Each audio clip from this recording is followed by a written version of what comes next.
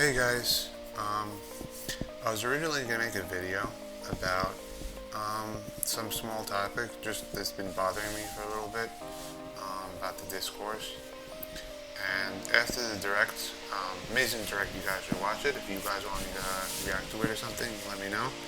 But after the direct, there's just been a couple of things brewing that we just have to talk about a bit because it's been very negative on the whole gaming environment, and I have no problem with people being negative when things need to be negative, but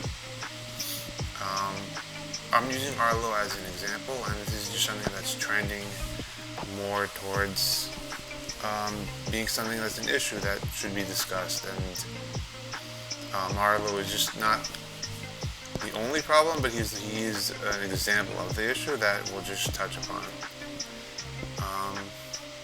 So Arlo actually did a very good job reviewing Mario Kart. He hit almost all of the right points. He hit the fun, the mechanics, the open world, just the funness of the game. Every single point Arlo made is probably something I would make, and is probably the correct point. But it's actually overshadowed by something in the entire video. You watch the video for over an hour, and he titles the video, "Let's Talk About Mario Kart World." We're having a chat about the game, which is fine. Awesome.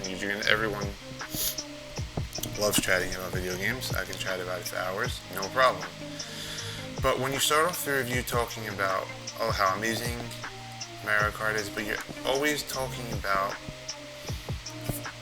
honestly, for 50 minutes of the video, he's just talking about how amazing and fun Mario Kart is, which is great, that's fine. And I have no problem having a critical part, talking about all the negative parts, which is fine.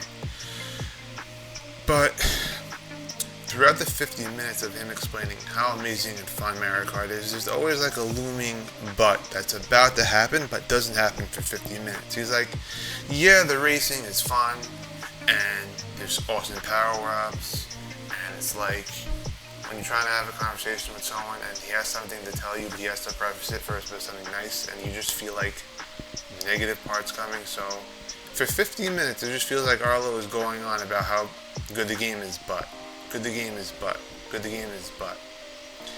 And he should have honestly just got through this right away, and he could have titled the video a little bit better. But this actually has been more of an issue for a lot of his other videos, not this one in particular.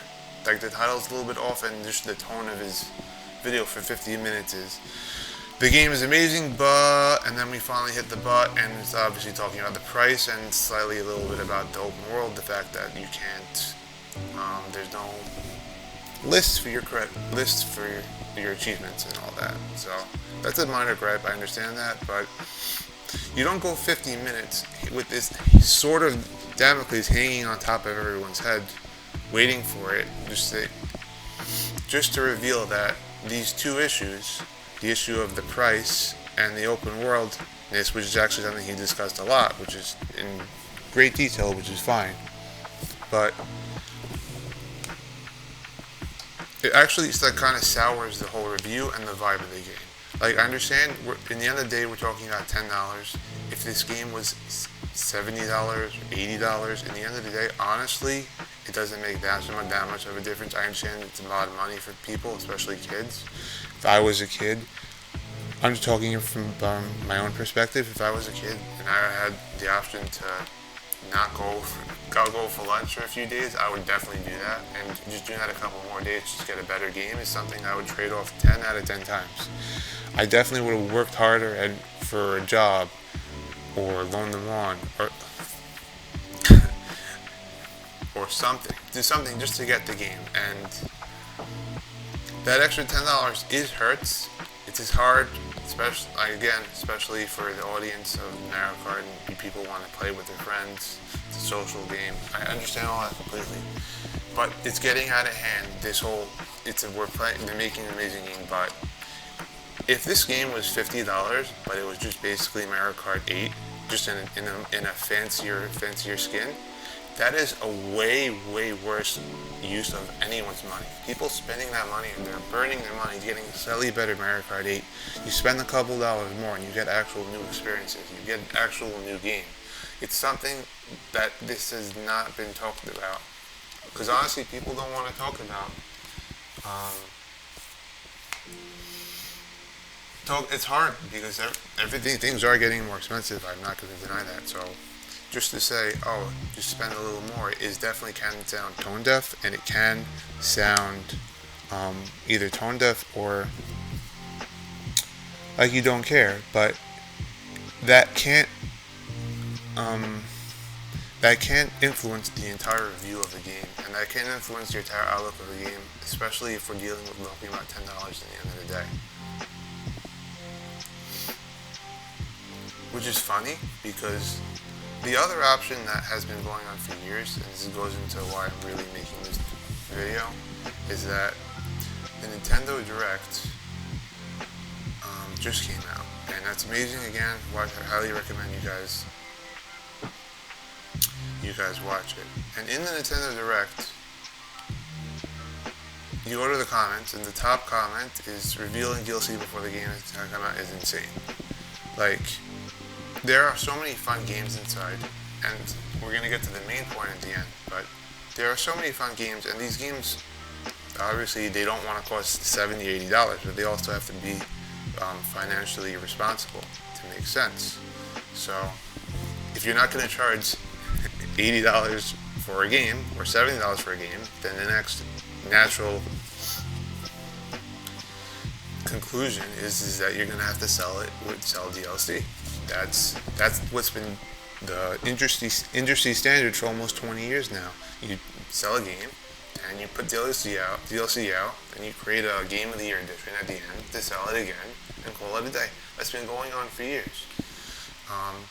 This is not something new. This is not something that we have to be like all shocked upon. And people who are telling you this is new, or people who are telling you this is something that's unfair, they don't have your best interest in mind. They just want you to be angry. Half the people who tell you to be angry and not fair will buy the game and play the game. They have the money. They just want you to be angry. They could be fanboys. They can be other nefarious reasons that, for whatever reason, people want you to be angry.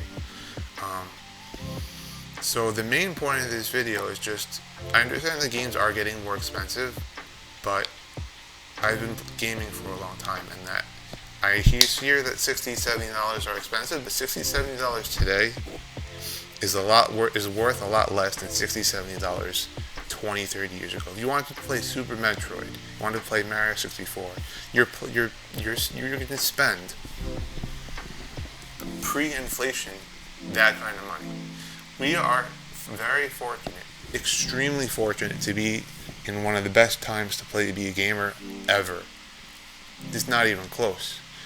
The amount of, forget paid games, the amount of free games out there, free fan games, you can replay Pokemon Red, Blue, Black, White, in endless amounts of fan-made games that all have fun, unique mechanics and added story. They'll just throw in every single region. We added Kanto, we added Johto, we're in Sinnoh. I don't know why Kanto and Johto, but no, we'll put them all in.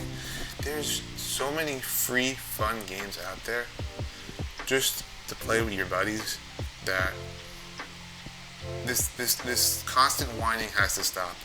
Okay? People have to vote with your wallets. You like something, you support it. That's how you get more of the said thing. You like something and you end up not paying or supporting the developers for them, then you're honestly hurting yourself because you're not going to get the said thing.